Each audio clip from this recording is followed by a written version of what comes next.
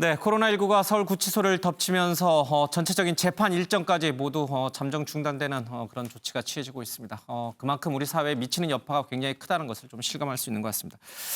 박 교수님, 그러니까 지금 김태일 기자가 잘 설명을 했습니다만은 서울 구치소 직원이 감염되기까지, 그러니까 이 직원은 이태원 간 적도 없어요. 그렇습니다. 간 사람의 또 간 사람이 노래방 갔다가 그 사람이 결혼식장 갔다가 그렇게 돼서 감염이 된 거예요. 그러니까 이태원을 전혀 다니지 않았어도 전혀 무관한 곳에서 확진자가 나오는 일이 지금 전국 단위에서 지금 벌어지고 있는 거예요. 그렇습니다. 어제 이 시간에도 이제 말씀한 거에 연장선상인데 기본적으로 황금 연휴 4월 말부터 5월 5일까지의 바이러스가 어땠든지 간에 교차한 그런 바이러스가 오늘이 벌써 이제 15일이지 않습니까? 그러니까 지금 열흘 넘게 지난 상황이면 바이러스 잠복기가 짧게는 하루 이틀도 걸리거든요.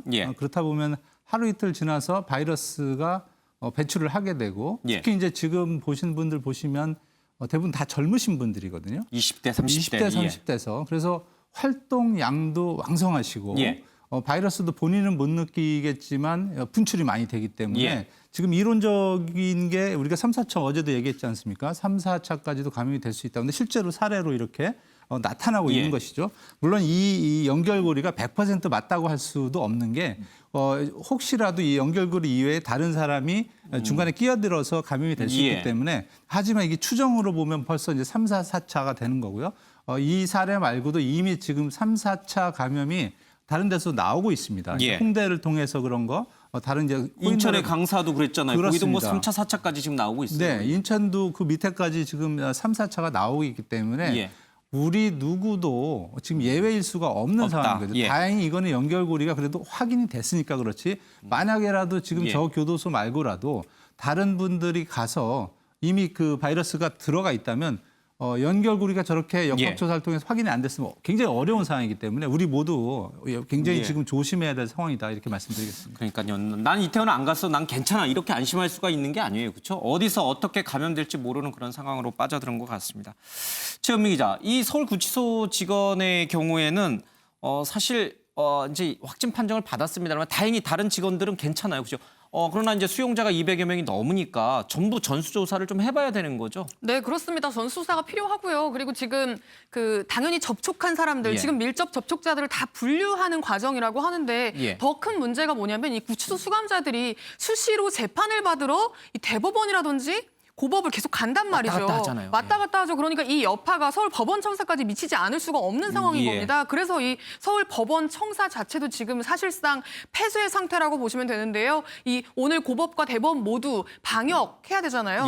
아예 다 폐쇄를 한 상태고요. 이게 폐쇄했다는 게 그러니까 재판장이 다 폐쇄가 문을 닫았다는 얘기입니다. 그래서 오늘 예정돼 있던 굵직굵직한 중요한 재판들 다 지금 연기가 된 상황이라고 보시면 될 것 같고요. 이 재판이 연기되는 것뿐만 아니라 일단은 이제 금, 토, 일 이렇게 3일을 보고요. 일단 문을 닫은 채로 3일을 보고 월요일까지 별일이 없으면 월요일에 이제 정상적으로 운영을 하겠다 이런 입장인데 지금 구치소에서 밀접 접촉자를 추리고 있잖아요. 추려서 이제 아마 청사로 전달을 할 텐데 그 명단에 법관들이 포함이 돼 있을 경우에는 이거는 재판 그분들도 만약에 포함이 돼 있다면 검사받고 자가격리 이주는 해야 되잖아요. 그럴 경우에는 상당 기간 이 재판 공백이 있을 수밖에 없다. 불가피하다는 얘기들이 좀 나오고 있습니다. 사실 외신을 통해서 보면은 해외에서는 이 재소자들 사이에서 코로나19가 확진이 돼가지고 뭐 자기들 죽기 싫다고 막 폭동을 일으켜서 나가기도 하고 그러잖아요. 우리는 뭐 그런 건 아니에요. 그렇죠? 네, 아직 그런 상황은 자체에 있고. 아직 그런 상황은 아니고요. 이게 지금 아직 서울 구치소 내에서 2차 감염 사례도 나타나지 않았기 때문에 거기까지 보는 건 좀 무리지만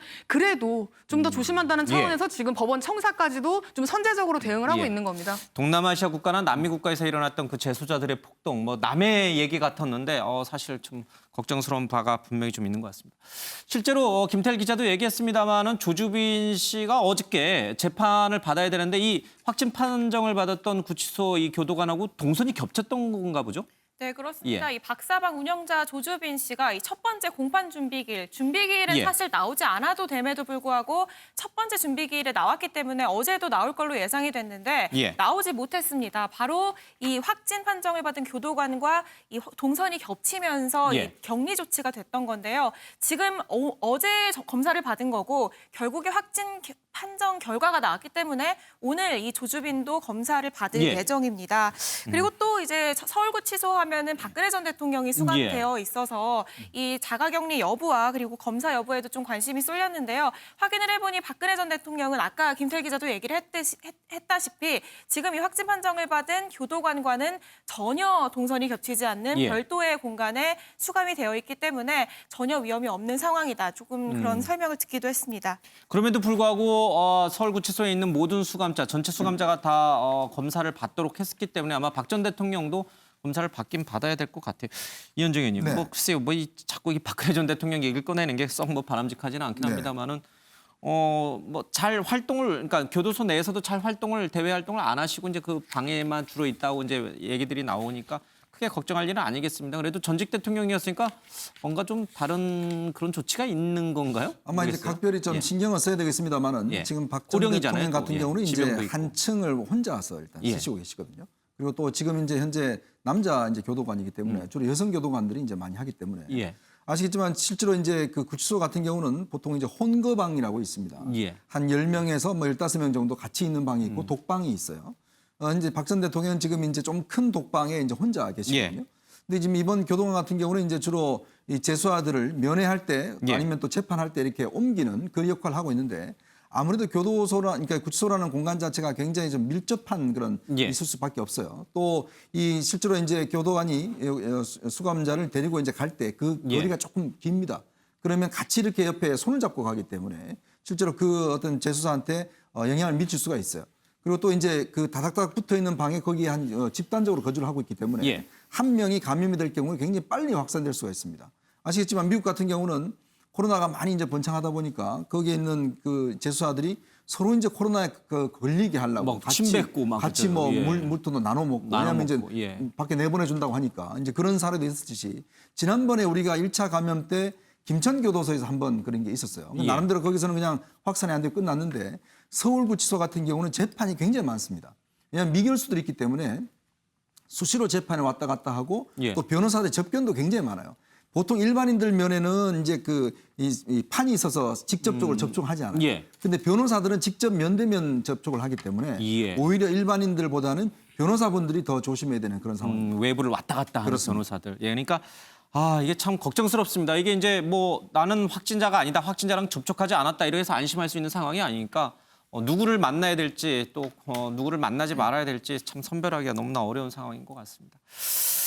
이태원 클럽 방문하는 확진자들이 도대체 어디까지 갔는가, 그리고 2차, 3차 감염이 어디까지 있는가. 지금 보니까 뭐 초등학생들 또 그 학생의 친구의 친구 막 정신이 하나도 없습니다. 네. 그 종로 익선동에서도 확진자가 나오기 시작했잖아요. 근데 그 익선동 아시겠습니다만 바로 옆이 낙원상가고 그 옆에 파고다 공원이에요. 네, 그렇죠? 네. 거기 이제 어르신들이 많이 이제 나와 계시는데 글쎄요. 밥집에서 만약에 그런 게 발생한다 그러면 뭐 이거는 그 할아버지들도 전부 영향이 있어요. 그렇습니다. 이게 예. 종로가 이제 그 우리 서울 시내 예. 서울에서의 중앙이기도 하고 지난 이번에 이제 종로에서 공개를 한 거 보면 17명의 확진자 중에 10명 정도가 종로구 이제 낙원동, 익선동 일대 식당, 주점, PC 방을 방문을 했어요. 예. 10명이.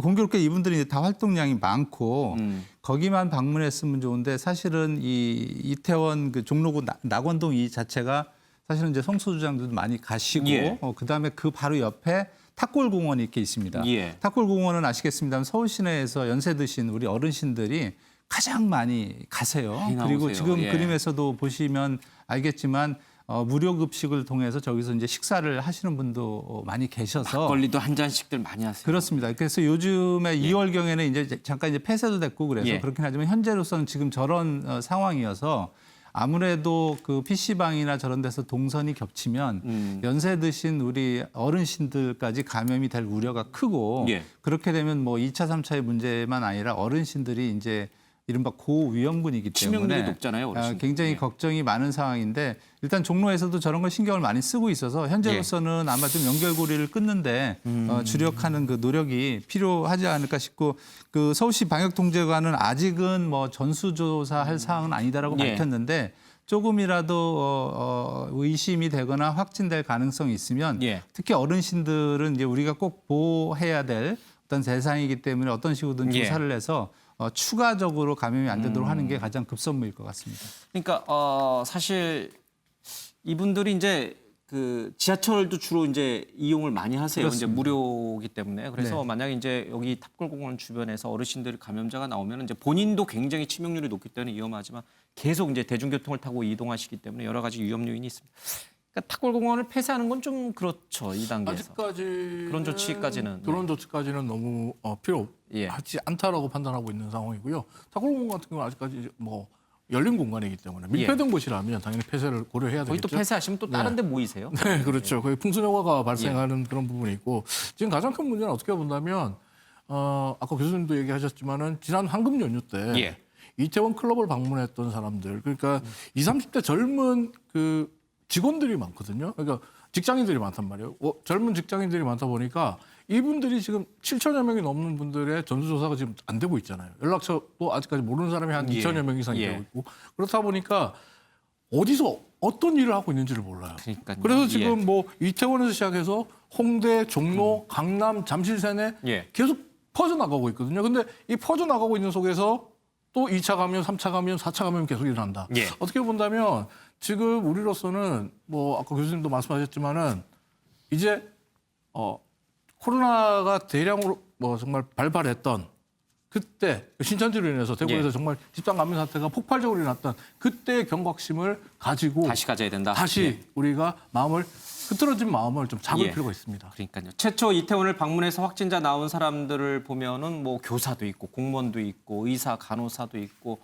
학원 강사도 있고. 근데 학생도 이분들이 있죠. 예, 심지어. 학생도 있고. 이분들이 이제 자기만 걸린 게 아니에요. 이분들이 돌아가서 많은 다수의 사람들과 접촉할 수 있는 직업군이란 말이에요. 실제로 지금 이 의사, 공중보건이랑 간호사 얘기도 했습니다만은 물리치료사, 그러니까 직업치료사 같은 경우도 또 나와서 이분에 의해서 다 물리치료를 받던 다른 또 70대 노인이 또 감염되는 사례도 나왔어요. 네, 그렇습니다. 작업치료사라고 일단 일반 물리치료사랑은 예. 좀 다른 개념이긴 한데요. 예. 영등포 병원입니다. 영등포 병원에서 근무를 하고 있던 작업치료사인데 지난 5일 새벽에 이태원 클럽을 다녀온 거예요. 예. 그리고 나서 이제 확진 판정을 받습니다. 9일에. 그런데 5일이 연휴 마지막 날이었잖아요. 그러니까 6일부터는 정상 근무를 한 거죠. 확진 예. 판정은 9일에 받은 거. 그러니까 6, 7, 8, 3일을 정상적으로 근무를 한 거예요. 예. 3일이라면 사실 적지 않은 시간이거든요. 그러니까 이 사람이 9일에 확진 판정을 받고 나서 밀접 접촉자들을 추려서 검사를 진행했는데 그 굉장히 근거리에서 같이 일했던 동료 예. 물리치료사, 20대 물리치료사가 확진 판정을 또 추가로 받았고요. 예. 여기서 끝났으면 그나마 다행인데 70대 환자분이 이 작업치료사가 계속 이제 밀접하게 접촉하는 예. 과정에서 이제 부딪히고 하는, 만지고 하는 과정들이 많잖아요. 이 실제로 물리치료하고 작업치료하는 과정에 그 입원 환자를 치료해주는 과정에서 이 70대까지 확진 판정을 지금 받은 상황이거든요. 그러니까 예. 상황이 진짜 굉장히 안 좋아진 거죠. 이분들 이외에도 이 병원에 같이 있던 직원, 환자분들 포함해서 79명이 지금 전수검사를 받았는데 일단은 저 2명 이외에 추가 확진은 없었다고는 하는데 이 병원은 지금 당분간은 일단 폐쇄 예. 상태를 유지할 거라고 합니다. 그런데 이 병원 자체가 보훈지정병원이거든요. 예. 보훈병원이라고 하면 이제 과거에 우리나라를 위해서 이제 힘들게 뭐 싸우셨던 분들, 그분들 이제 후유증 국가유공자들. 예, 그렇죠. 예. 이제 그분들 후유증 치료해주는 곳들이라 대부분의 환자들이 또 고령인 거예요. 예. 그래서 지금 혹시라도 추가 더 감염자가 나올까봐 병원도 예. 그렇고 보건당국도 그렇고 굉장히 촉각을 곤두세우고 있는 상황입니다. 예. 이렇게 지금 이제 코로나19 확진자와 접촉했던 사람들은 이 자가격리 수칙을 진짜 잘 지켜야 되는데, 근데 이걸 잘 안 지켜고 될 경우는 지금 이제 말씀하신 것처럼 2차, 3차 막 계속 번져나오는데 또 그런 사례가 또 있어요, 그렇죠? 네. 네, 그렇습니다. 이 사례 같은 경우는 예. 사실 좀 이해하기가 힘든 사안인데요. 아들이 이태원 클럽을 갔어요. 아들이 아들이, 이태원 예. 클럽을 갔고 10일에 아들이 확진 판정을 먼저 받습니다. 아들이 확진 판정을 받고 나니까 당연히 제일 먼저 밀접 접촉자로 분류된 게 가족이잖아요. 그렇죠. 예. 당연히 아버지가 밀접 접촉자로 분류가 됐고 아버지 검사를 바로 진행했습니다. 10일에. 근데 음성이 나왔어요. 예. 음성이 나왔는데 어쨌든 그때는 잠복기라서 그러니까 실제로 바이러스가 예. 침투해 있음에도 발현이 안 된 시기일 수 있잖아요. 그래서 예. 보건당국은 그래도 2주간은 격리하는 게 원칙입니다. 그래서 자가격리 하시라고 안내를 했어요. 근데 그럼에도 불구하고 이분이 당일에 검사 받은 당일에 서울 예. 온수동에 친척집을 갔고요. 그 다음 날은 아예 출근을 하셨어요. 예. 서울시 뭐 가산동 인근에 있는 건설 현장에서 한 4시간 동안 머물렀다고 예. 하고 그 이후에는 뭐 집 인근에 있는 의료기관도 방문을 하고요. 그리고 다음 날 똑같이 또 출근을 해서 건설 현장에서 일을 하고요. 마트도 가고. 예, 마트도 가고요. 그리고 나서 이제 그 다음 날이 이제 2차 검사를 받는 날이었나 봐요. 그래서 2차 검사를 보건소 가서 했는데 아니나 다를까 다음 날 확진 판정이 나온 겁니다. 예. 그러니까 그 기간들 자가격리 하라고 했는데 하지 않고 다녔던 그 날들, 그날 자가격리만 했으면 문제 없었던 그 건설 현장, 자신의 일터는 물론이고 예. 의료기관들, 마트들 다 지금 문을 닫아야 하는 걱정해야 되는 상황인 건데요. 지금 그 이분 같은 경우는 보건당국에서 이 원래 자가격리 할 때 자가격리 앱을 깔아라. 그러면 이제 위치 추적을 하고 이제 실시간으로 모니터링 할 수 있게 돼 있잖아요, 예. 지금. 근데 본인이 그걸 하지 않겠다고 이야기를 하셨다 그래요. 뭐 물리적으로 문제가 있었는지 어쨌든 자가격리 앱을 설치하지 않은 상태에서 담당자가 전화로 일단 자가격리 중인지 수시로 확인을 했다고 하는데 자가격리 하고 있다. 집에 있다. 나 집에 있다라고 거짓말까지 하셨다고 합니다. 예. 그래서 지금 인천 부평구에서는 지금 고발하는 것까지 검토를 그러니까요. 하고 있다고 예. 합니다.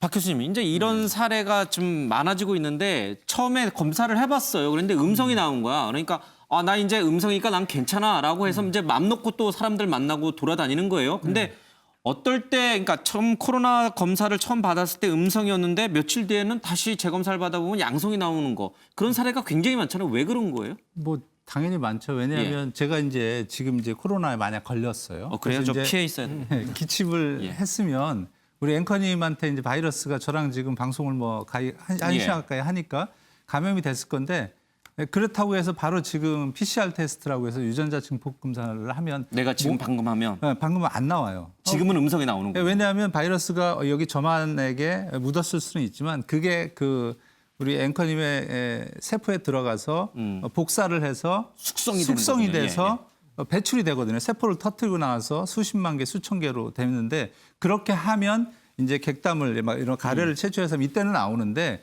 그런 이른바 아까 재밌게 말씀하셨는데 숙성 과정이 짧게는 2, 3일에서 길게는 14일간까지 간단 말이죠.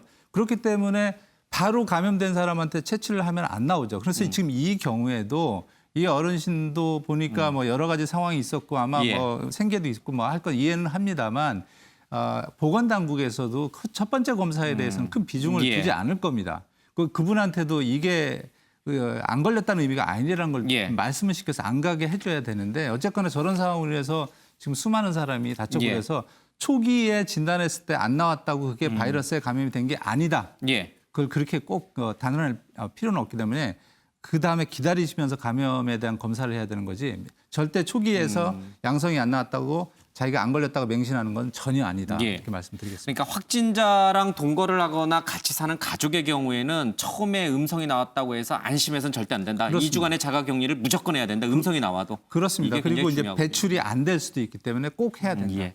그러니까요. 코로나가 얼마나 무섭고 잔인하고 끈질긴 건지 정말 너무 잘 알 수 있는 것 같습니다.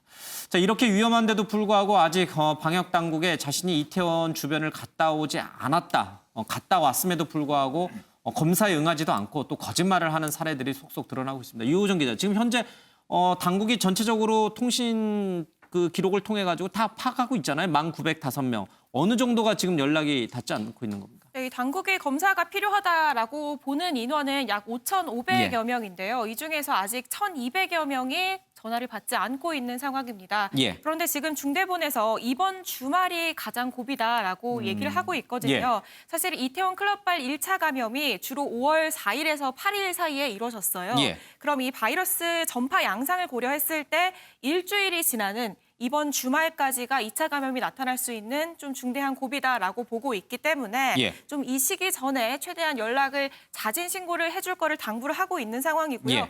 또 시기도 시기지만 이제 생활 속 방역으로 이제 전환을 한 이후로 예. 예배 활동 이런 각종 모임이 다시 재개가 됐잖아요. 그렇기 때문에 또 이 주말을 통해서 또 다른 확산이 생길 수 있는 우려가 있는 만큼 좀 스스로의 방역을 다시 한번 강조하고 있는 상황입니다. 어떻게 해야 돼요? 이번 주말에는 그냥 전부 집 밖에 나가지 말고 좀 외출 자제하는 게 맞죠? 원칙적으로는.